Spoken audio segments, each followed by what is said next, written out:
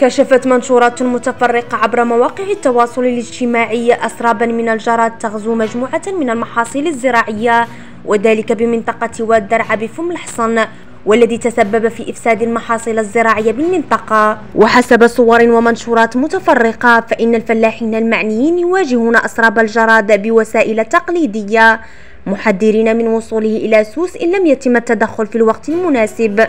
وأعرب المتضررون عن أسفهم إزاء إفساد الجراد محاصيلهم الزراعية وإتيانه على الأخضر واليابس،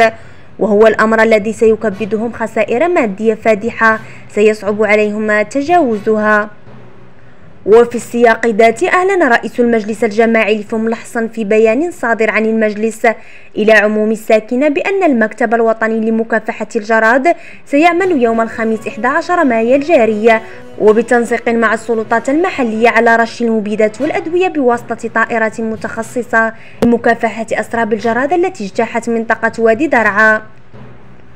ونبه البيان ذاته جميع المتواجدين بمنطقة واد درعا خاصة الرحال والكسابة والفلاحين إلى مغادرة المنطقة وإخراج الماشية في أقرب وقت ممكن حتى لا تتعرض للضرر جراء رش المبيدات الحشرية.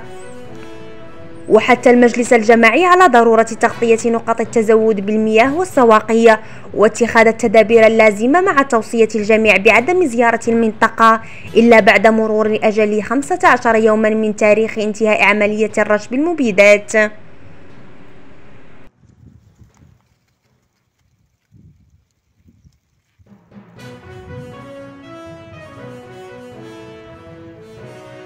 صافي الخير هادي دا واتي دي فوق الحال صباح غادي صافي هاتي كنت واحد يسمي كاع غادي يغم الغا غادي يزير واحد غادي غادي صافي واه زيك صباح غاصا ديال الحفراون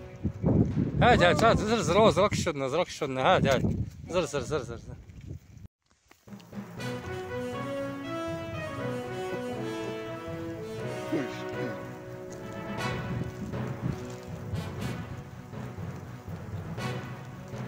سارحين لا ما هذا ما صار